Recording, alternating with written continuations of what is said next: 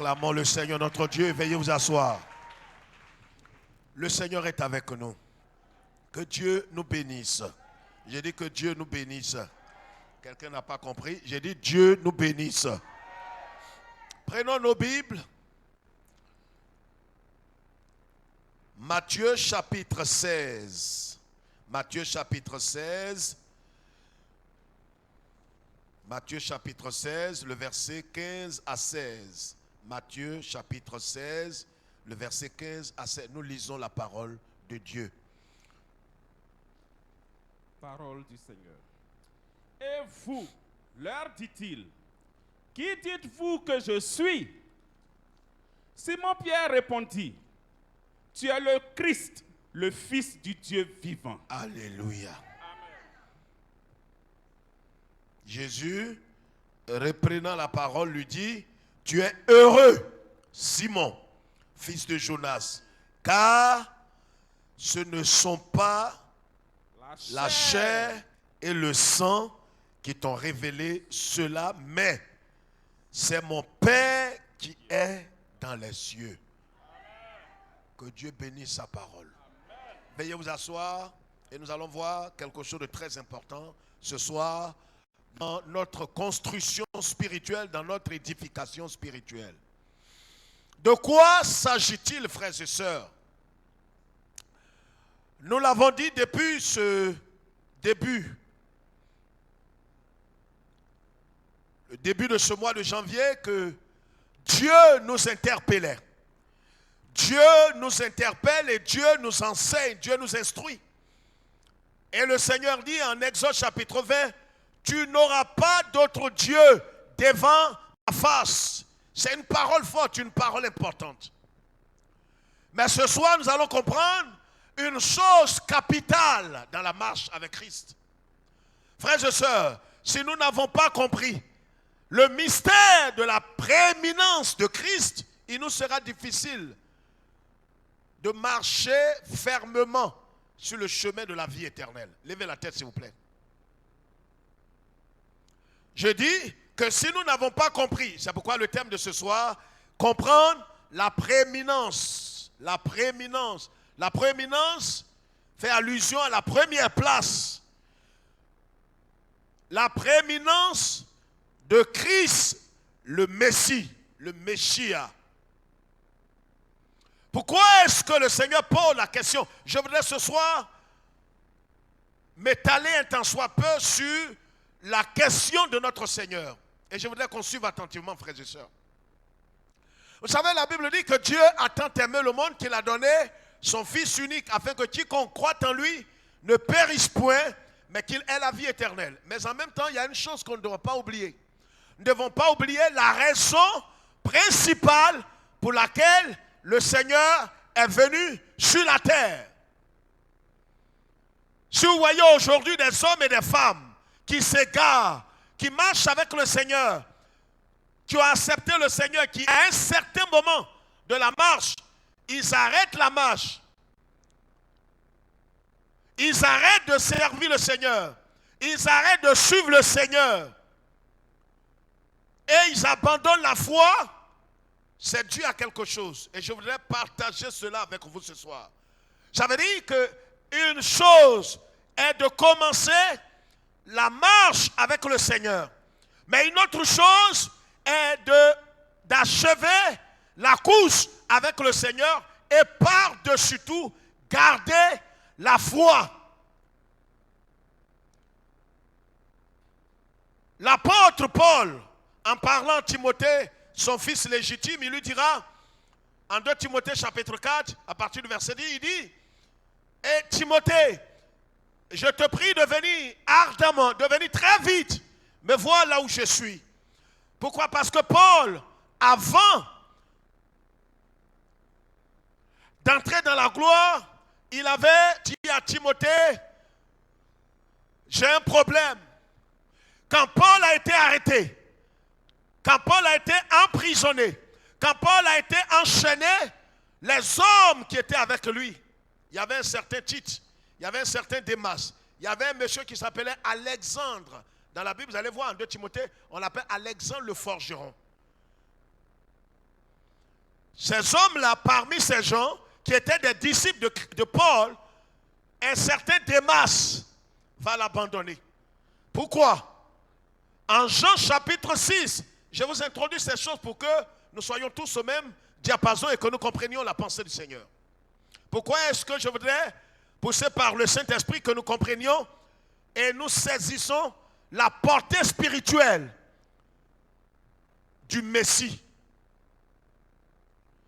En Jean chapitre 6, le verset 66, que nous connaissons très bien, la Bible dit qu'un jour, le Seigneur Jésus, après avoir donné une parole, quand il leur a dit, si vous ne mangez ma chair et ne buvez mon sang, alors vous n'êtes pas digne de moi. Vous n'entrerez pas dans le royaume des cieux. La Bible dit, depuis ce jour-là, plusieurs de ses disciples, de ceux qui le suivaient, ont décidé délibérément et volontairement de ne plus le suivre. Le paradoxe est que le Seigneur ne les a pas poursuivis. Or, Jésus est venu chercher et sauver ce qui est perdu. Mais Jésus ne va pas les poursuivre. Or, pourtant, il est venu pour eux. Mais il ne va pas les poursuivre. Je voudrais que vous compreniez une chose. Vous savez, l'enjeu spirituel de ce que nous sommes en train de faire, c'est l'éternité. Où chacun de nous va passer l'éternité, c'est de cela qu'il s'agit.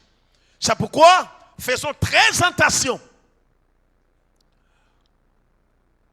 Quand le Seigneur est venu, les gens le suivaient partout. Et certains disaient, une fois il était allé dans une ville appelée Jéricho, et qu'il sortait, il y avait un monsieur du nom de Bartimée qui l'a interpellé. Il a dit, Jésus, fils de David,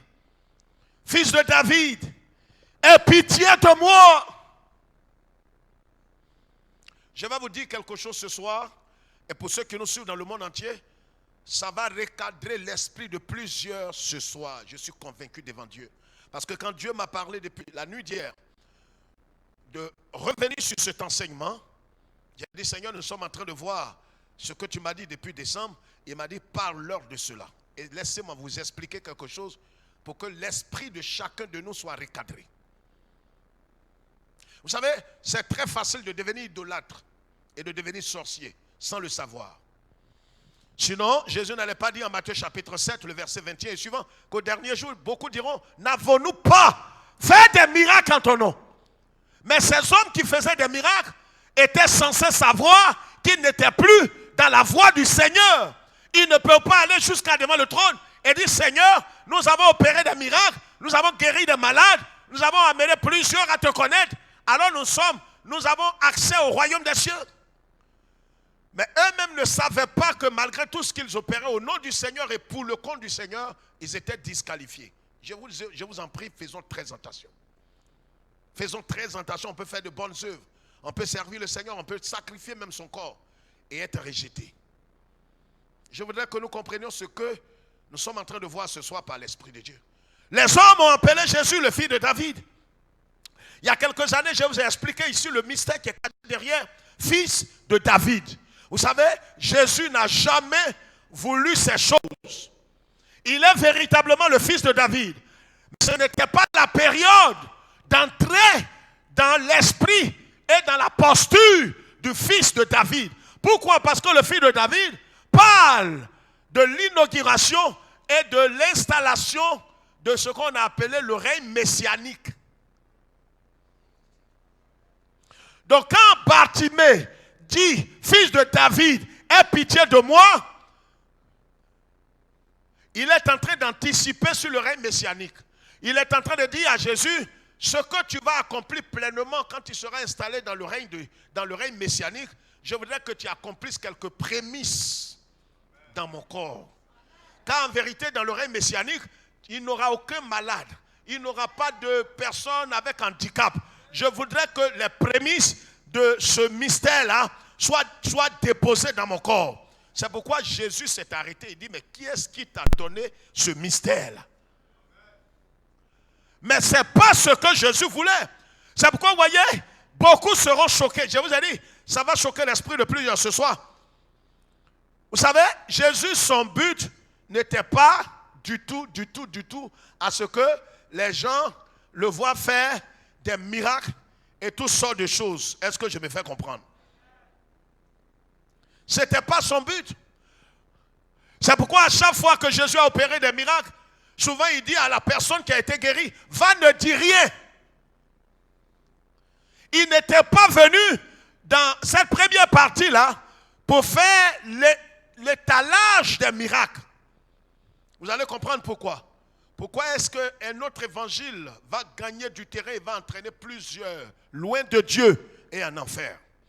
Et quand Bartimée a dit cela, tout le monde savait que Jésus était appelé fils de David. Mais c'était quoi? C'était quoi? C'était un titre qu'il allait porter quand il viendrait dans son règne messianique. Mais quand il est né, le titre qu'il portait, prenons, parce que ce soir je voudrais qu'on lise la Bible. Jean chapitre 1, allons-y, on va lire. Ceux qui prennent note, je vous en supplie, prenez note. Ce soir c'est une étude de la Bible. Jean chapitre 1, prends note. Si tu sais écrire, il faut écrire quelque chose. Ne me regarde pas comme quelqu'un qui sait et qui ne sait rien. Jean chapitre 1, lis pasteur. Lis à partir du verset 29 jusqu'au verset 34. Après on va lire le verset 40 jusqu'à 45. Vas-y. Le lendemain, il vit Jésus Écoutez, venant. Si vous avez votre Bible, ouvrez. Ce soir on va étudier la Bible. On n'a seulement que 30 minutes. Le lendemain, il vit Jésus venant à lui et il dit, voici l'agneau de Dieu qui ôte le péché du monde. Qui ôte le péché du monde. Souligne ça dans ta Bible. Je te permets de souligner ça. Voici l'agneau de Dieu qui ôte le péché. Il ne dit pas voici l'agneau de Dieu qui enlève quoi? La pauvreté, qui enlève la misère, qui enlève la maladie. C'est des choses que le Seigneur a accomplies. Mais ce n'est pas la chose la plus essentielle. Mais Jésus est venu pour ôter le péché du monde. Jean-Baptiste avait la révélation. Jean-Baptiste avait l'épignoxis, la connaissance qui transforme. C'est pourquoi il dit, et quand il parlait, Jésus n'avait pas encore de disciples. Je vais vous souligner ça ce soir. Quand il parlait, il y avait un certain André qui était son disciple, qui était le disciple de Jean-Baptiste. Levez la tête. Le pasteur Claude va lire pour vous. Levez la tête. Je suis en train de dire quelque chose que vous allez comprendre la portée. Pourquoi certaines personnes volontairement vont perdre leur âme? Parce que ce que vous pensez, ce que vous croyez, va conditionner votre vie. Vous allez comprendre, ça paraît bête. Si Dieu ne se révèle pas à vous, vous n'allez pas comprendre pourquoi Jésus, au soir des 3 ans de ministère, pose la question aux disciples, qui dites-vous que je suis? Mais comment ça? On ne sait pas qui tu es et puis on te suit depuis 3 ans. Mais parce qu'il savait, mais il ne comprenait pas, il n'avait pas la connaissance spirituelle de l'enjeu, du mystère qui est derrière Fils de Dieu. Oh, la raison pour laquelle les Juifs se sont saisis de Jésus et l'ont tué. Ils ne l'ont pas tué parce que Jésus a blasphémé. Il n'a jamais blasphémé. Ils ne l'ont pas tué parce qu'il est fils de David. Ils l'ont tué simplement parce que lui, qui est un homme, d'après les Juifs, toi qui es un homme, tu te fais passer pour le Fils de Dieu. Pourquoi? C'est pourquoi quiconque ne croit pas que Jésus est le Fils de Dieu est maudit. Écoute, savoir ça dans son intellect et croire dans son cœur, c'est 2 choses différentes.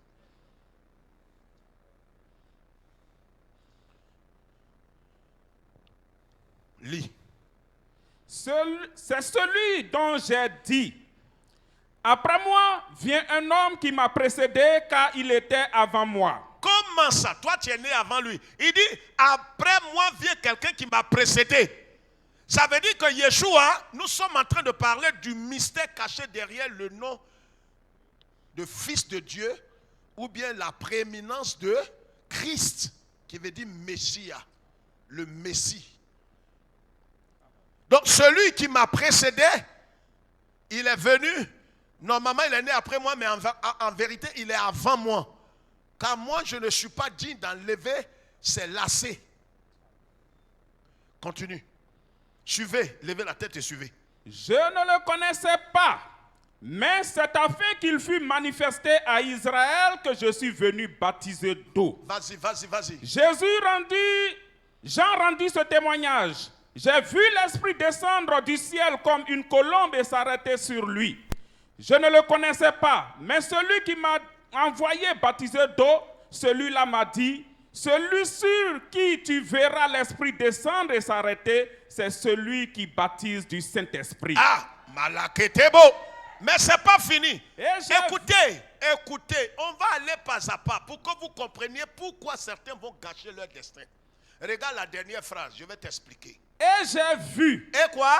Et j'ai vu. J'ai vu quoi? Et j'ai rendu témoignage Mandekebo Sukataye. Et tu as rendu témoignage que quoi? qu'il est le Fils de Dieu. Qu'il est le Fils de Dieu. J'ai vu, j'ai cru et j'ai rendu témoignage.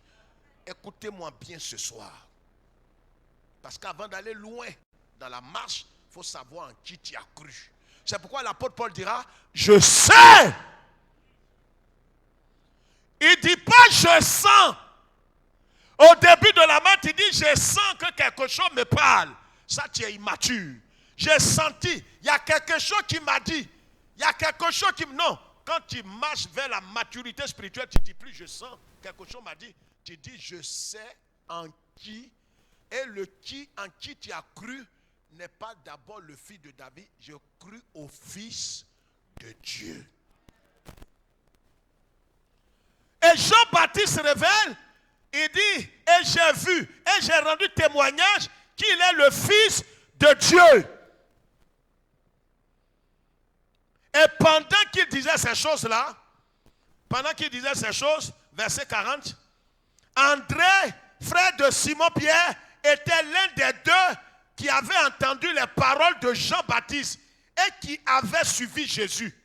Écoutez-moi, levez la tête, frère.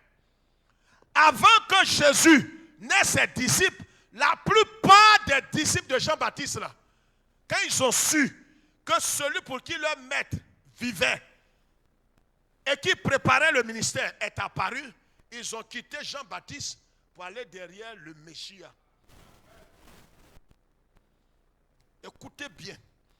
Donc, pendant que Jean parlait là, pour dire, j'ai vu la colombe sur lui, j'ai vu, j'ai entendu, j'ai rendu témoignage qu'il est le Fils de Dieu.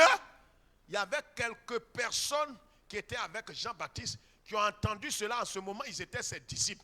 C'est ces mêmes personnes-là qui sont parties derrière Jésus-Christ. Et parmi ces gens, il y avait André. Est-ce que vous comprenez ce que je suis en train de dire? Alors, si ces gens savent que Jésus est le Fils de Dieu, pourquoi 3 ans après Jésus pose la question pour leur demander, qui dites-vous?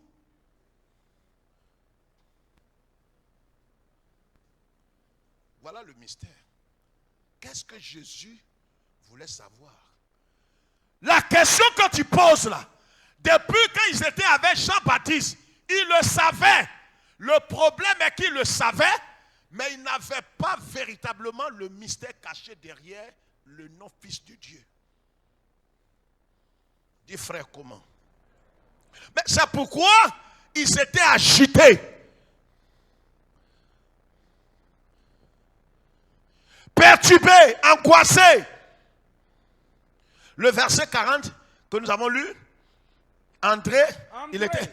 Oui, frère le de verset... Simon-Pierre, Oui, vas-y. était l'un des deux qui avait entendu les paroles de Jean et qui avait suivi Jésus. C'est tout. Donc, parmi ces gens qui avaient entendu la parole que Jean-Baptiste avait prononcée, André et certains disciples étaient là. Donc, c'est les mêmes personnes qui ont suivi Jésus. Alors, que s'est-il passé pour que Jésus leur demande en Matthieu chapitre 16, qui dites-vous que je suis? Qu'est-ce que Jésus voulait savoir? Regardez ici. C'est là le mystère.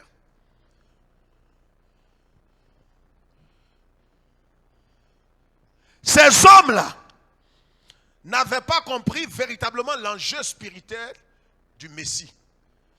Parce que Jésus-Christ, Christ là veut dire l'envoyé, le Messie. Donc ici, tout tourne autour du Messie. Le Christ qui a été envoyé, pourquoi? Pour une mission précise et claire. Car Jean-Baptiste dira, voici le Messie qui a été envoyé comme un agneau pour ôter le péché de l'humanité. Le péché qui avait été couvert par le sang des agneaux, le sang des boucs, le sang des bœufs. Pendant près de 4000 ans, Jésus est venu comme un soir. Les parents peuvent balayer parce qu'il se fait tard. Ils mettent la saleté des chambres derrière la porte du salon et le matin, on ramasse tout et on va jeter. C'est ce que Jésus est venu faire. Enlever le péché. Il ne vient plus pour couvrir. Il vient pour enlever le péché qui mettait une barrière entre nous et Dieu. C'est pourquoi, quand il a enlevé le péché à travers son corps, il a porté les conséquences du péché dans son corps. Quand il a payé le prix et que Dieu a été satisfait, alors quand il est mort, il est sorti du tombeau et par sa résurrection, il a attesté que ce qu'il a fait là a été approuvé, a été accepté et que nos péchés sont pardonnés et qu'il n'y a plus de condamnation sur la vie de chacun de nous. C'est pourquoi la Bible dit, l'œuvre que le Christ a accomplie à la croix, l'œuvre que le Messie a accomplie à la croix. Les apôtres savaient que Jésus est le Fils de Dieu. Le problème est qu'ils le savent, mais ils n'ont pas la compréhension de l'enjeu spirituel. Est-ce que quelqu'un comprend ce que je suis en train de dire? C'est-à-dire qu'ils n'avaient pas la connaissance, ils ne comprenaient pas la signification divine, le mystère qui est derrière le Christ là, derrière le Messie là, l'expression Messie là, le nom Messie là. Ils ne savent pas quel est le mystère, la mission qui est cachée derrière ça. Et c'est pourquoi beaucoup peuvent marcher dans la foi, mais leur foi n'est pas solide, leur foi n'est pas ferme. Ils ne marchent pas avec fermeté, avec persévérance, parce que véritablement, ils ne connaissent pas le mystère de Christ. C'est pourquoi Jésus, avant de tout boucler, il a posé la question, en vérité, vous là, qui m'avez suivi pendant 3 ans là, qui dites-vous même que je suis? Mais ceux-là, ils ont suivi Jean-Baptiste, ils sont censés connaître. Jésus savait qu'il connaissait, c'est parce qu'on a lu. Et Jean a révélé, et quand Jean révélait, quelques-uns de ces gens-là, de ses disciples étaient avec Jean. Ce sont ces mêmes gens-là qui sont allés derrière Jésus. Donc quand Jésus pose la question, c'est comme à l'école, un professeur est en train de faire une révision. C'est comme des choses que vous avez vues à l'examen, et puis, pas à l'examen, en classe, et puis vous arrivez en examen, et c'est les exercices que vous avez fait là, c'est ce qu'on me donne à l'examen. Mais c'est pour toi, c'est comme de l'eau à boire. Mais quand Jésus a posé la question, c'est comme quand il a demandé à Pierre, en Jean 21, regarde-moi dans les yeux, est-ce que tu m'aimes, Pierre? Pierre dit, maître, tu sais tout, je t'aime. Il dit, Pierre, regarde-moi, est-ce que tu m'aimes, Pierre? La deuxième question a effondré Pierre. Il lui a dit, mais tu es omniscient, tu sais tout. C'est toi qui es Dieu dans le ciel, qui est descendu dans un corps. Tu es présent partout, tu sais tout. Qu'est-ce que tu veux me faire ce matin? Parce que deuxième question là, je ne sais pas ce que tu veux me faire. Tu sais tout, Seigneur. Jésus dit, c'est pas fini. Tu m'as renié 3 fois. Il faudrait que 3 fois, toi-même, tu réécrives ton amour pour moi. Donc, premier, il t'a demandé, tu m'aimes. Ça efface le premier reniement là. Deuxièmement, tu m'aimes. Ça efface deuxième là. Troisièmement, tu m'aimes. Ça efface. C'est toi-même, ta bouche, qui a dit, tu ne me connais pas là. C'est ta même bouche, tu vas prendre pour effacer toi-même ce que tu as dit.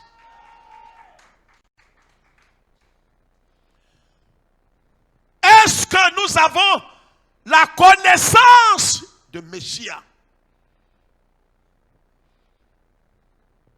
Amen.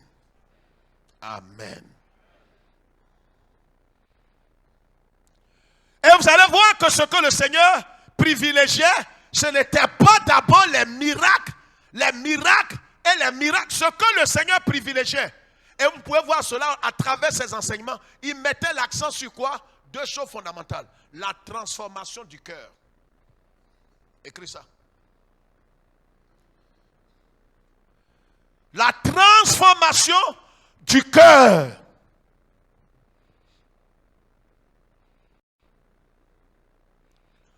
Il mettait l'accent sur une vie sainte.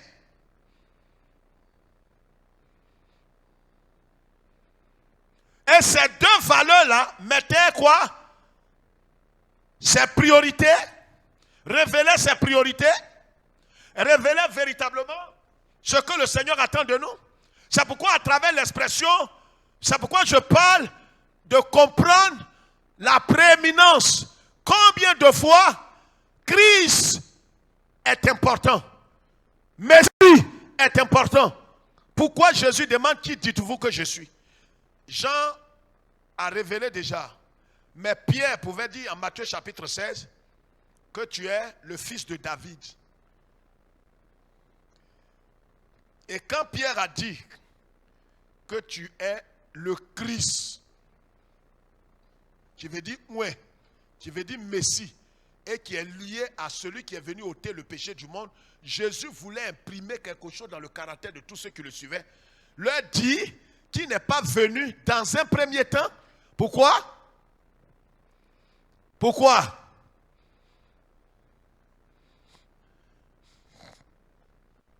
Comme on l'a lu tout à l'heure là. Jean 1, 40 là. Qui n'est pas venu pourquoi? Que ses priorités n'étaient pas d'abord le bien-être matériel et immédiat. Écris ça. Écris cette phrase. Il y a des phrases quand à l'école le professeur te dit écris, c'est pour ta vie. Que Jésus n'est pas venu pour le bien-être matériel et immédiat des croyants. C'est pas pour ça que Jésus est venu d'abord. Or, l'évangile actuel qui est prêché dans 90% des églises évangéliques, c'est le bien-être matériel et immédiat. Les gens sont prêts à ne pas mettre Dieu en priorité parce que Dieu n'a pas satisfait leur bien-être matériel. Il n'a pas de mari, elle n'a pas d'enfant, elle n'est pas riche, elle n'a pas de travail. Comme Dieu n'a pas satisfait son bien-être matériel et immédiat, il est prêt à ne pas mettre Dieu en priorité. Est-ce que quelqu'un comprend le message?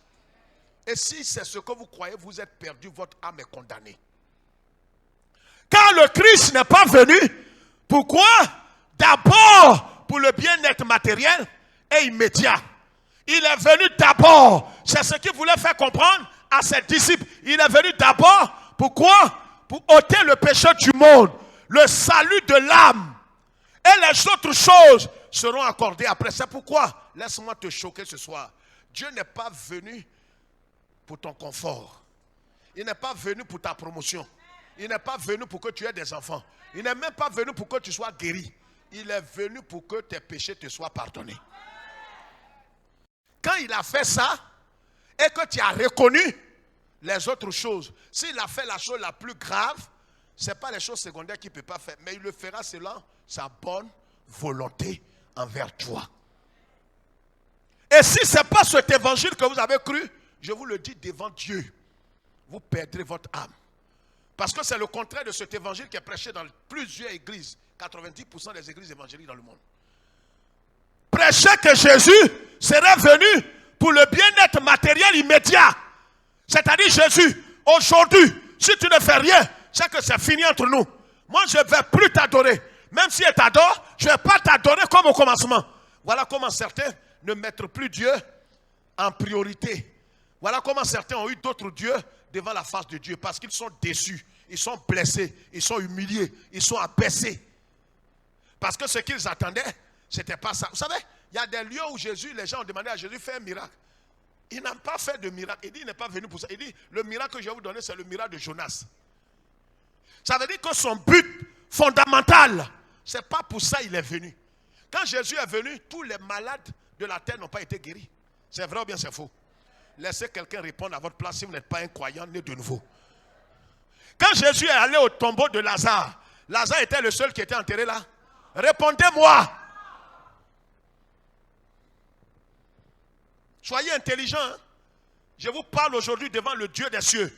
Si c'est pour que Dieu satisfasse vos besoins matériels, votre bien-être matériel, bien-être instantané, bien-être immédiat, c'est ça l'évangile maçonnique enseigne dans les églises évangéliques.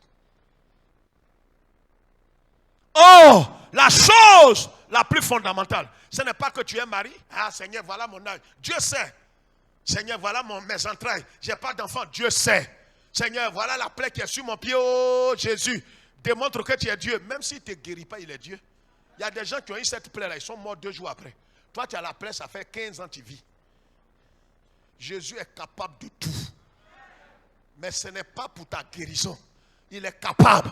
Mais quand tu viens vers lui, ce n'est pas la guérison que tu cherches. Tu cherches le salut de ton âme. Et quand il t'a sauvé, c'est pourquoi, voyez, sortent dans certains milieux évangéliques. Et c'est pourquoi c'est ça, le message de la croix. Ce n'est pas la satisfaction immédiate de quoi? Du bien-être matériel et immédiat, instantané. Le confort, Dieu le fait. Mais ce n'est pas ce qui est prioritaire. Si vous n'avez pas compris ça, tôt ou tard, vous allez quitter la foi. J'ai apporté mes dîmes et mes offrandes. Voilà des misérables. J'ai apporté, j'ai semé, mais ma vie ne bouge pas. J'ai entendu quelqu'un qui m'a dit la semaine, je ne décolle pas, ma vie ne décolle pas. Il dit, avion, malheureux chrétien, je ne décolle pas. Mais va à l'aéroport. Ça ne me fait pas rire, ces gens de choses, ne riez pas. C'est misérable d'entendre ça.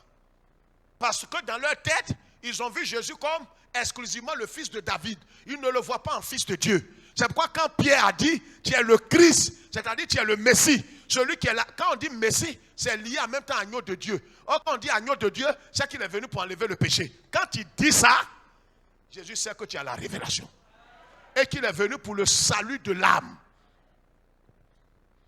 C'est pourquoi quand Pierre a dit, tu es le Christ, le Fils du Dieu vivant. Et dit Pierre, ce n'est pas la chair et le sang qui t'ont révélé ça. C'est mon papa qui est dans les cieux qui t'a donné la connaissance. Parce que il savait ces choses. Mais le problème est qu'il n'avait pas la portée divine, la portée spirituelle. Dis frère, il faut appuyer. Vous savez, quand Jésus est né, l'ange est venu, lui a dit, il a dit à Marie, l'enfant qui est né de toi là, tu lui donneras le nom de Jésus. C'est pas ça? Qui veut dire sauveur. C'est lui qui sauvera son peuple. C'est le nom que l'ange lui a donné. La Bible dit, regardez ce que la Bible dit. La Bible dit dans quoi? Dans Philippiens. Un peu plus loin. Philippiens chapitre 2. Il dit, quand Jésus est mort à la croix, c'est pourquoi, comme il s'est humilié, il a renoncé à lui-même, c'est pourquoi Dieu lui a donné le nom qui est au-dessus de tous les noms. Ah! Comment ça? Mais quand le bébé là est né, on lui a donné le nom Jésus. Comment c'est quand il a renoncé à lui, il a fait? Non, les gens n'ont pas compris le mystère caché. Le nom qu'on lui a donné n'avait aucune valeur. C'est comme tu vas t'inscrire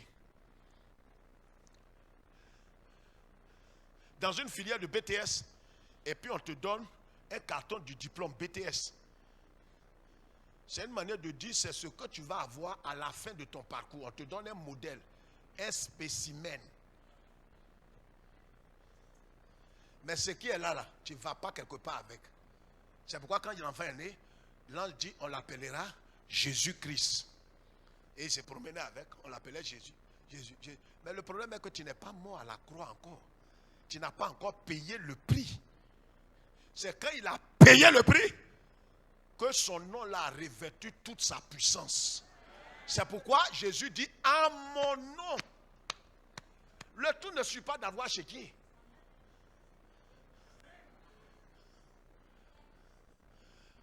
Il y a des gens, ils se promènent à un chéquier. Oh, ils n'ont rien dans le compte.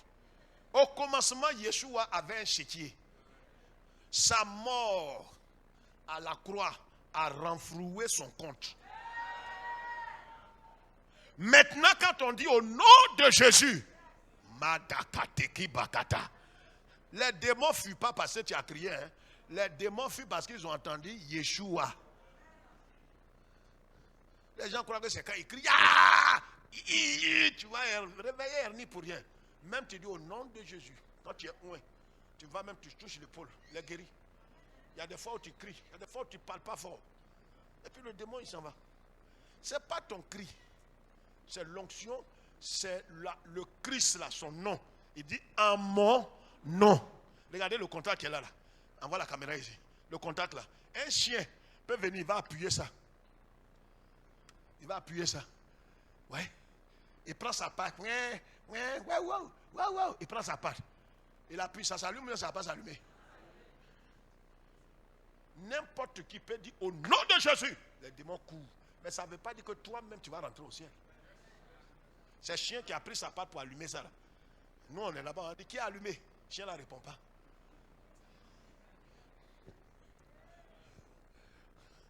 Comprendre le mystère.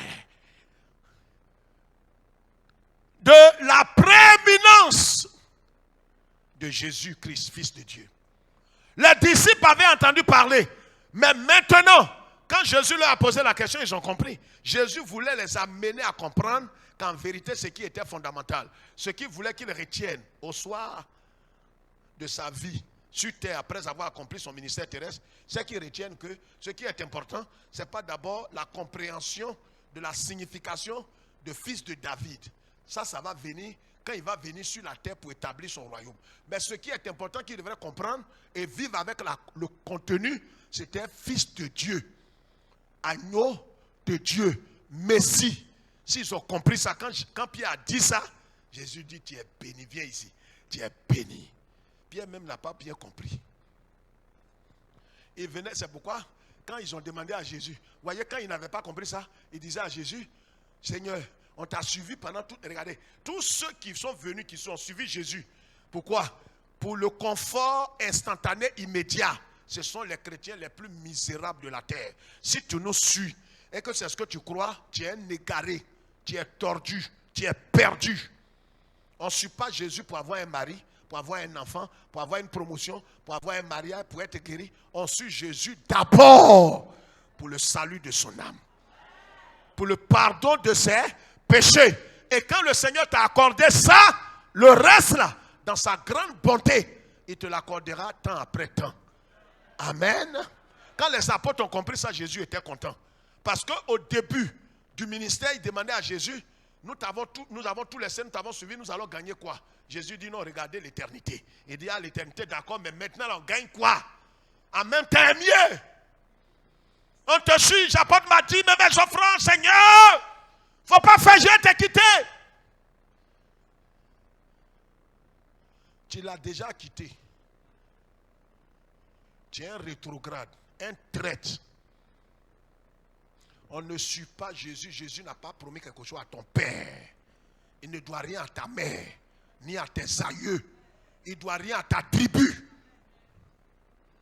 Allez dire ça à vos pasteurs vendus, vos prêtres et vos évêques. Le Christ a insisté de partager ça. Que l'on comprenne que lui, Jésus, est venu pour le pardon, pour nous sauver du péché. C'est pourquoi Jean-Baptiste, quand il a présenté, les autres étaient les autres. Mais au soir de sa vie, lui-même, Jésus va demander, vous là, avant que je ne meure, écoutez, vous savez, qu'est-ce que je suis? Qui je suis pour vous? Et qu'est-ce que vous pensez de moi? Tu es le Christ, le Fils du Dieu vivant. Il n'a pas dit tu es le fils de David, tu es le fils de temps. Ça là, ça a à venir. Ça, c'est affaire à suivre. Mais maintenant où je suis là, ce que vous devez retenir, c'est que je suis venu, pas pour satisfaire vos besoins immédiats, pas pour votre confort immédiat, mais je suis venu pour vous sauver du péché. Et c'est la chose la plus importante. Si votre nom est inscrit dans le livre de vie, les autres choses là, je vais vous l'accorder temps après temps. Amen. Amen. Amen. C'est pourquoi quand Jésus a dit ça, quand il leur a révélé cela, mois après mois, jour après jour, semaine après semaine, cette parole a travaillé leur cœur. Parce que ce que Jésus poursuit, regarde ici, c'est la transformation du cœur. C'est pour que le Saint-Esprit imprime le caractère de Jésus-Christ, qui n'est rien d'autre que l'amour, la paix, la joie, la bienveillance, la douceur, la fidélité, la foi. Il imprime ça en nous. Pour que nous ressemblions, pas physiquement, mais moralement et spirituellement, nous ressemblons à Jésus.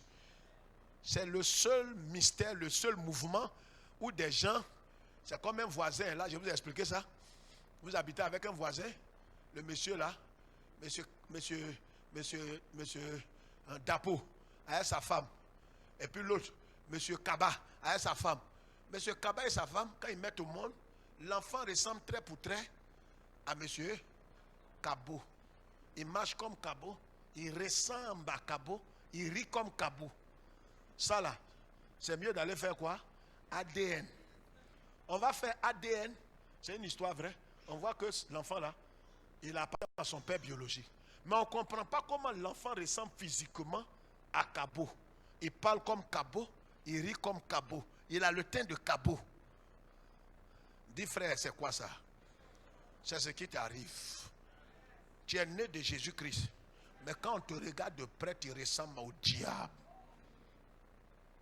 C'est pourquoi la croix, tu dois accepter. C'est ce qu'on appelle la position, la vérité positionnelle. C'est que tu es sauvé. Mais le problème est que de façon pratique. C'est pourquoi Jésus dit à chaque fois en vérité. En vérité, 2 fois. La première vérité, c'est pour la vérité positionnelle. Ce que tu es devenu en Christ. La deuxième vérité, c'est la vérité pratique. C'est-à-dire, il faudrait que cette vie que tu as reçue dans ton âme soit manifestée afin que ceux qui sont autour de toi croient que Jésus est Seigneur. Baissons la tête et prions. On se lève. Il est 19h. J'aurais bien voulu continuer, mais il faut qu'on soit poli avec vous. Levons les 2 mains et prions le Seigneur. Je crois que tu as retenu que ce que Dieu attend de toi, ce n'est pas ton confort immédiat, ton bien-être matériel immédiat, mais ce sont les valeurs éternelles que Jésus veut nous inculquer. C'est pourquoi que tu sois guéri, que tu n'aies pas d'argent, que tu n'aies pas d'enfant. Ces choses, c'est vrai, c'est difficile à gérer, mais je voudrais que tu comprennes que si tu es sauvé, c'est la chose la plus fondamentale. S'il t'a donné ce qui a plus de valeur, ce qui est secondaire, il te l'accordera en son temps.